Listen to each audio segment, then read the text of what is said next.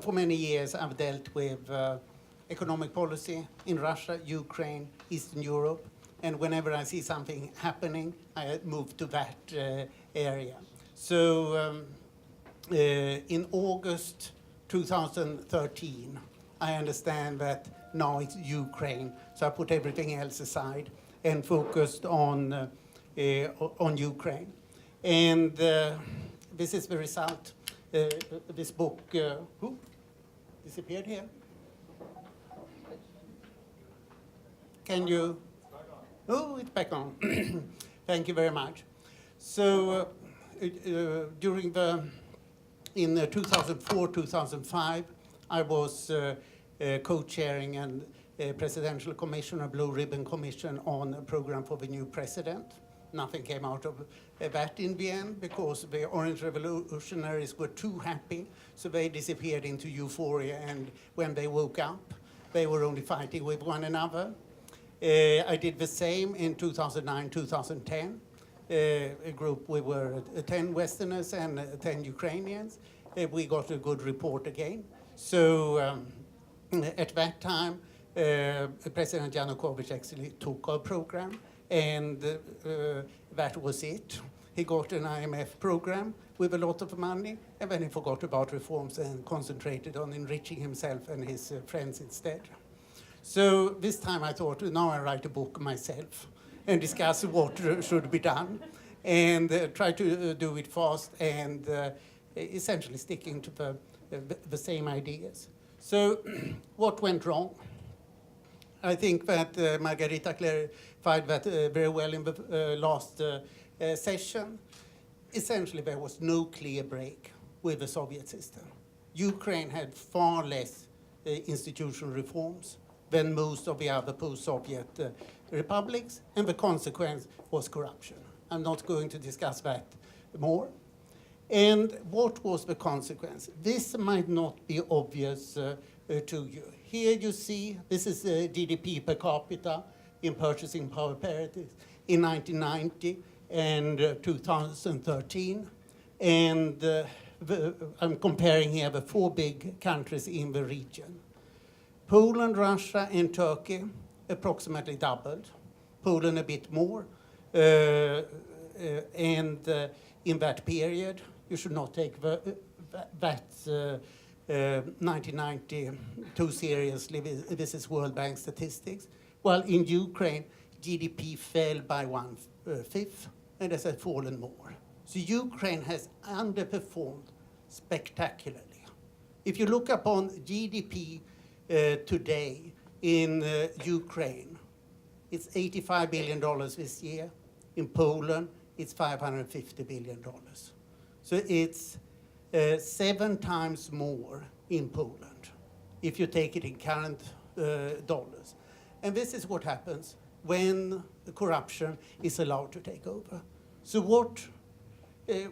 where is the Ukraine in institutional terms? Here I've taken on one axis freedom. This is democracy. Up here, your democracy. Down here, you're authoritarian. And the other is corruption, Transparency International Corruption Perception Index. And these countries, most of the post-Soviet countries, are solidly corrupt. In order to maintain full corruption, you need an authoritarian rule, so that all the spoils go to the top people. And here you have all the EU countries among the post-Soviet, post-communist countries. So this is a world of difference. These are the two stable equilibria: corruption and authoritarianism, or democracy and control over corruption. And then we have 4 interesting countries here in between. This is the eastern neighborhood with Ukraine, Moldova, Armenia, and Georgia. Ukraine is as corrupt as the post-Soviet countries, but it's free. Ukraine has quite an extraordinary mixture of great freedom and great corruption. So this is a very unstable situation. So what we would expect a priori is that either Ukraine goes down here, which was clearly the direction under Yanukovych, but fortunately it didn't happen, or it goes up here, where we have freedom and control over corruption. So this is the overall picture. So what needs to be done to move to the more fundamental part of what we have in front of us? I would put it in 5 points. Political reform, reform of the state, financial stabilization, energy reform, social reform. And in all this, as you could see from the previous picture, the European Union can work as an anchor, as a reform anchor, and should ideally do so. What can the European Union do? Most of all, it has a political and legal framework. And if you look up on a country like Romania, Romania has hardly had any outstanding leaders, and it has done very good reforms. Why? Because the European Union has acted hard on it with its various levels. This is where I would like to see Ukraine going. And the other asset of the European Union is market access. Ukraine today has about 1/4 of its exports to the European Union. The successful post-communist countries had quickly 2/3 of their exports to the European Union. This is mainly because the European Union has not opened its market to Ukraine. It's not Ukraine's fault, it's the fault of the European Union. This is where things could really change. Unfortunately, in the new so-called deep and comprehensive free trade agreement, which has been ratified, there are 36 quotas. So all the main Ukrainian export products are blocked after a certain level for exports to the European Union. Financial assistance has been very important from the European Union, but for Ukraine so far, it's tiny. 5 billion euro committed in 2 years. Technical assistance is not the great side of the European Union, but and this has not really got going. So it's the political and legal standards that is most important, and the market access should come. Where do you start? You start with politics. You start from the top. If you want to transform a country, you have to have good rulers. How do you get good rulers? You have democratic elections as soon as possible after a democratic breakthrough. And Ukraine here, this time around, has done it just right. I think the major mistake after the Orange Revolution, apart from Yushchenko taking off and going on holiday for the rest of his period, was that there were no early parliamentary elections. Here we have seen new presidential elections early on, and also new parliamentary elections. We could see last year that no good reform legislation could be adopted because it was the oligarchic groupings that controlled the center of the parliament, and they were sound, actually, on democracy and national security, but they were not interested in economic reform that went against their interests. So it's only from this year that we have seen good economic reforms. And after the parliamentary elections, I should say, the good news about the parliamentary elections, most of all, was that they were held. The second good news was that 56% of the parliamentarians were new, had never been in parliament before. The bad news was that 44% had been parliamentarians before and knew all the old tricks. And in particular, we saw that all the first deputy chairmen were old foxes. And that's a major problem. But a new government of young, well-educated ministers was quickly adopted. I would argue that out of 20 ministers, we see about 6 that are strong, and decent and really want to do good reform, which is not bad. But of course it would be better if it was a larger number.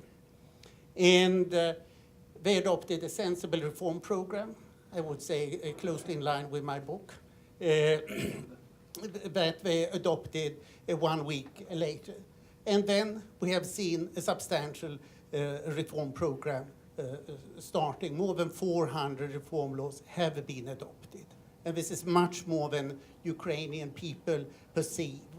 They think that not much has happened. In fact, whatever policy specialists you talk to, they say a lot has happened. And decentralization of power is underway. So on the political side, a lot has been done. And I think that this is a very impressive start, and it stands in stark contrast with what we saw after the Orange Revolution. These lessons have to a considerable extent been learned, but then it's a question, how good are the top people? What do they manage to do? And then comes the state.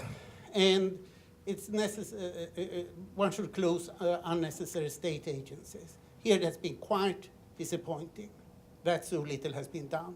The last I checked, there are 16 state agencies that have been closed. Should be much more. Half of them should be closed, as was done, for example, in Latvia during the financial crisis in 2009. Then, lustration and judicial reform. Here we have seen very limited progress.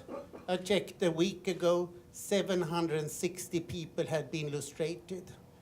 I would like to see all the prosecutors, all the judges, 18,000 plus the 10,000, be sacked outright. If you have institutions that are thoroughly corrupt, you need to get rid of them. This is what East Germany did, and Estonia.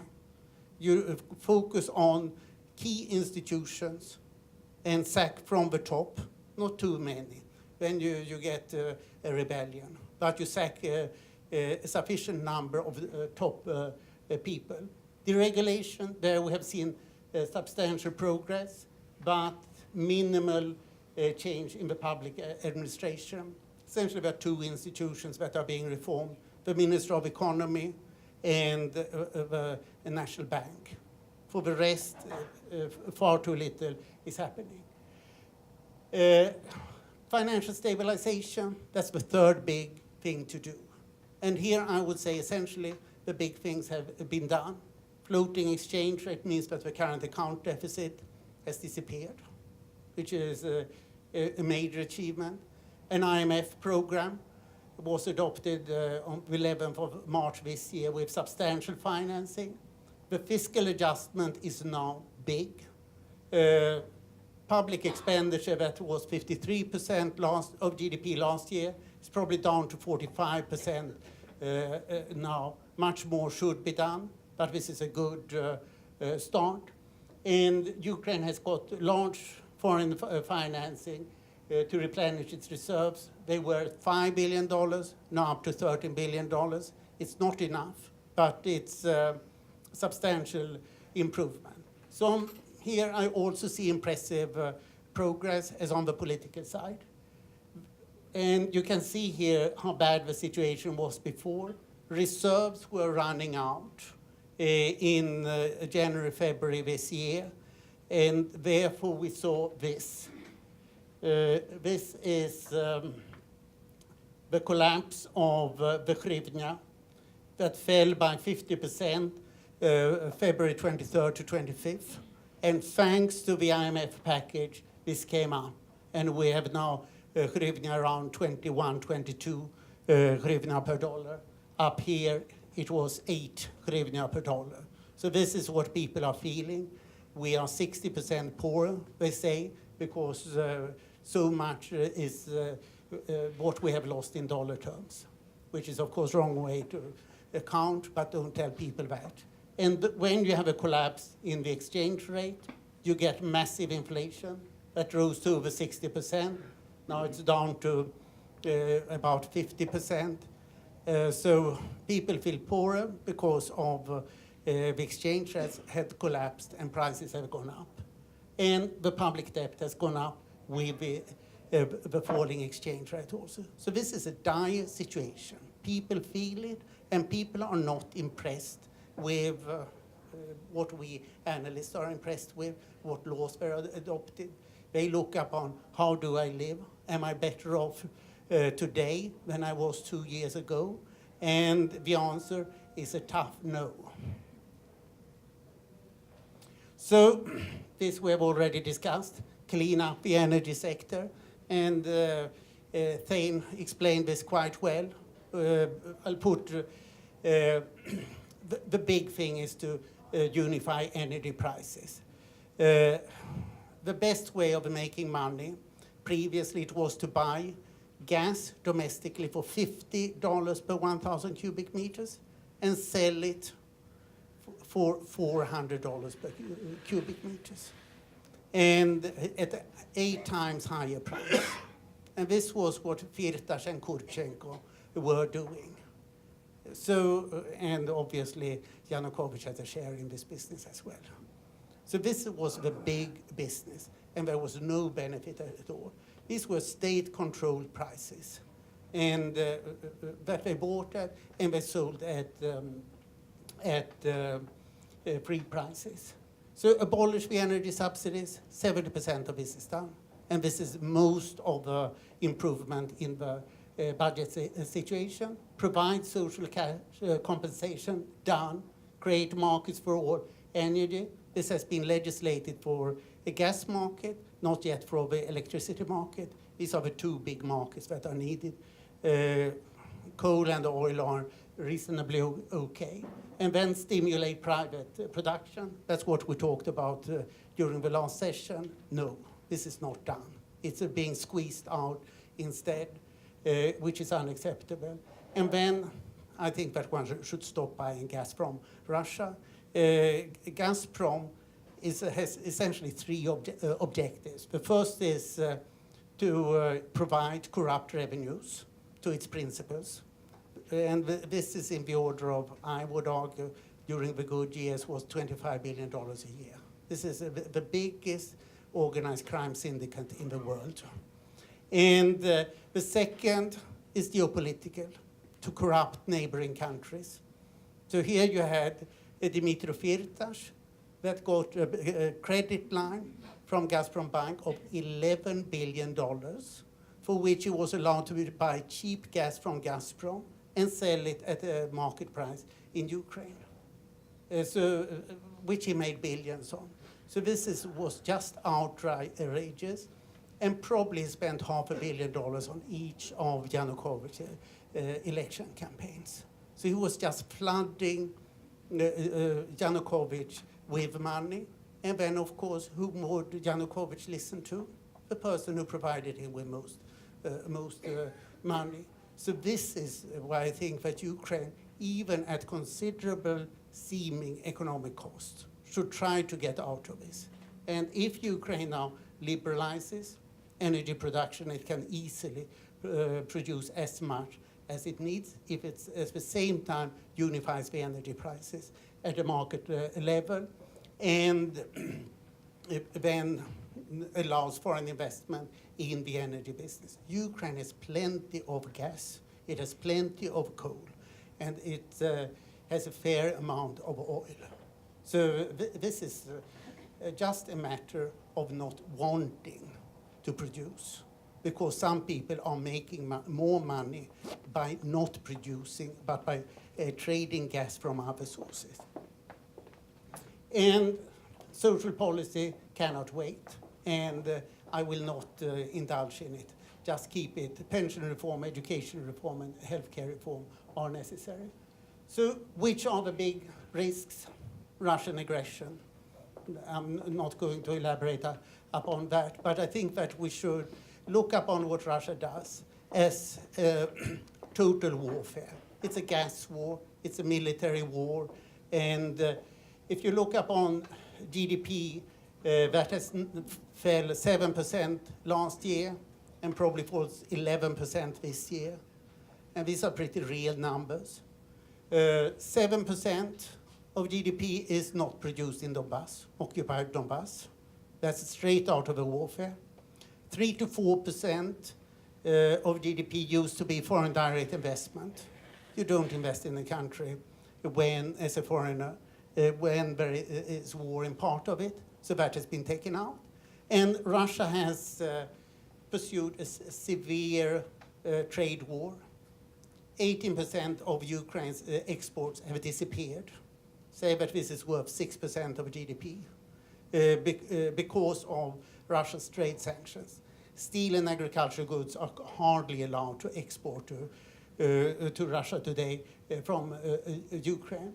And then what seems most unfortunate is that there is an underfunding from the EU and the US.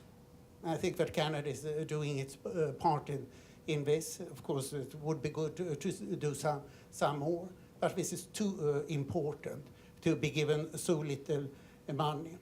And then, not to be forgotten, politics. People are fed up with hardship and corruption.